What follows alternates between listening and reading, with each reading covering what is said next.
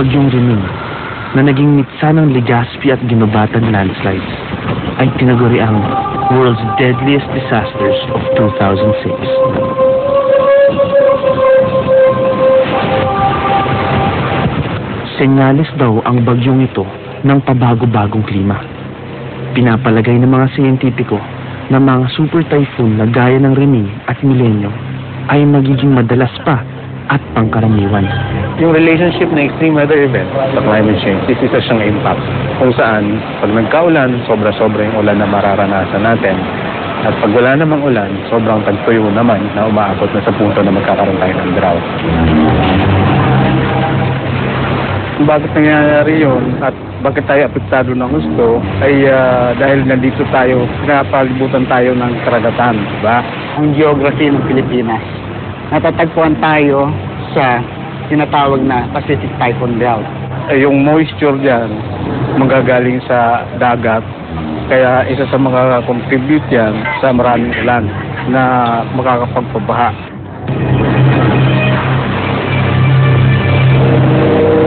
Isang palatandaan din ng nagbabagong klima ang abnormal na pag-ulan sa di inaasahang lugar at panahon. Kapuna-puna rin ang dami ng ulan na bumubuho sa loob lamang ng maiksing oras. Kaya ang resulta, flash floods. Karoon na doon po makasulayan eh. Ngayon lang kami nakaranas ng ganito. Sa buong buhay ko, ngayon lang kami nakaranas ng ganito. Nitong nakaraang Marso, simula na sana ng tag-init, pero biglang bumuhos ang napakalakas na ulan sa bayan ng Kalinan sa Davao del Sur. 2 oras lang ang tinagal ng ulan, pero mabilis na umapaw ang ilog.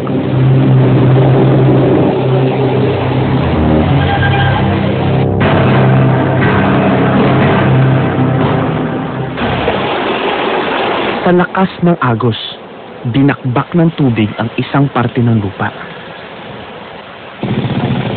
at lumikha ng isa pang lagusan. Maraming puno ang nawala sa pinag-uugatan.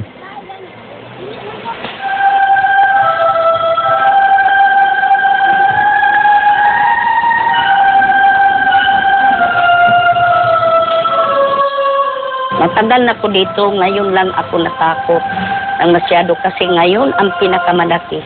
Niiyak ako kasi masakit sa akong kalooban. Ang bahay ko nasira. Hindi ko alam kung paano ako makakabangon ulit. Mahigit 200 pamilya ang kinailangan lumikas. 15 pamilya naman ang nawalan ng tahanan. Kasama na ang pamilya ni Aling Hinera. Bakit sa amin? Hindi na kami sirain.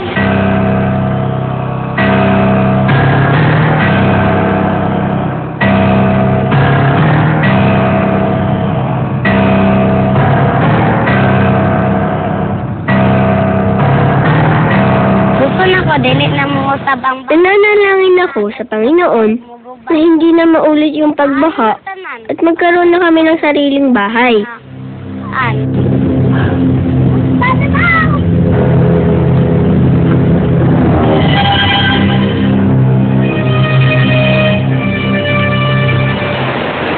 Kapag ang malakas na ulan ay nakipagsabwatan sa iba pang puwersa ng kalikasan, kaya nitong wasakin ang isang bayan.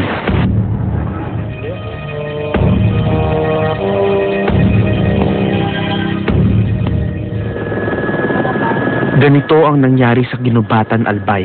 Nang tamaan ito ng sunod-sunod na super typhoon, ang malakas na buhos ng ulan, sinamahan ng rumaragasang putik mula sa Bulkang Mayon. Ilang bayan ang nalibing.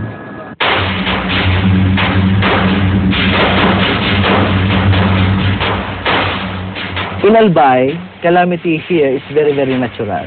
Natural talaga sa amin yan. Pero yung nangyaring tong dumaan yung Milenyo, Reming at Sinyang, ay talagang iba yung nangyari. Iba yung naramdaman ng tao. Nabago yung landscape ng buong probinsya.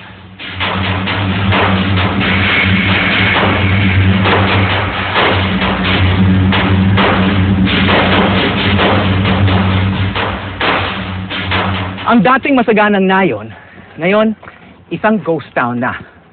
Ang mga taong hindi nakalikas, natabunan ng gumuguhong buhangin na galing sa Mount Mayon. So dito, masagana ang mga tao, may mga pananim dyan. Kasi ano ito, maraming palayan to. So, ngayon, ano pang babalikan ng tao? Wala na. Lahat ng tao lang ibabalik kasi patay na din sila. Biglang umulan, hindi sila nakalabas. Naanod na lang sila.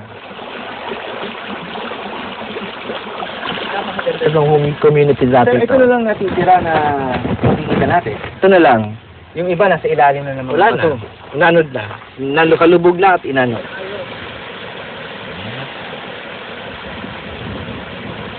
Putol lahat ng tulay. Hinahangaan pero tila higit na kinatatakutan ng mga Bicolano ang Bulkang Mayon, lalo na ngayong pabago-bago ang panahon.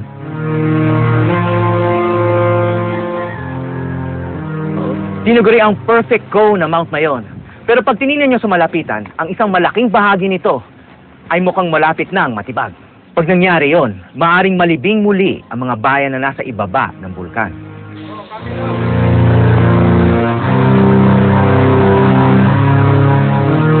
Kung magkakaroon ng patuloy na malakas na pag-ulan gaya nung nakarang February, ito ay isang palatandaan na pwede nating bantayan na baka magkaroon ulit ng lahar. In cases like disasters na naranasan ng bansa natin, all these things were triggered by abnormally large amounts of rainfall. Malapit sa bulkan, isang trahedya ang tila nagbabadyang maganap.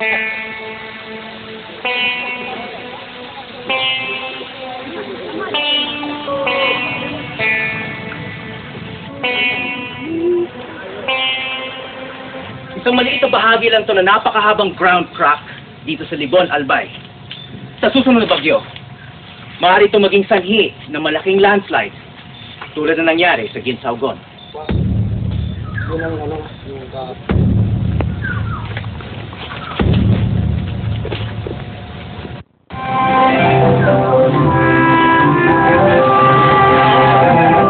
Sinimulan na ng lokal na pamahalaan ang paghahanda para maiwasan ang isa na namang trahedya. Dahil prone to typhoons ngayong Bicol, talagang dapat maghanda sila.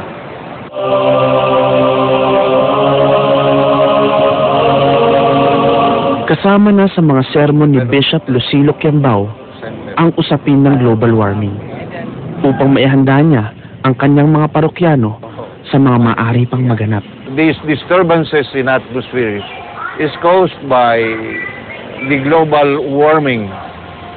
And the global warming is due to our carelessness in the care of nature. Hindi ko naman masabing kagawa ng Diyos.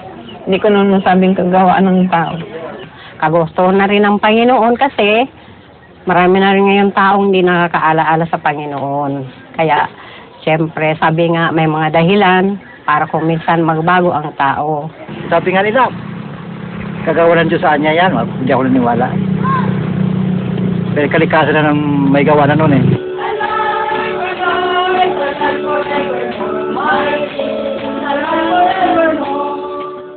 Sa mga lugar tulad ng Albay, ang banta ng nagbabagong klima, ramdam na. At para sa mga taga rito, dasal na lang ang natitira nilang sandata. Almighty Father, we acknowledge our sins against you and the rest of creation. Global warming is upon us. Now we turn to you, our loving Father, and beg forgiveness for our sins.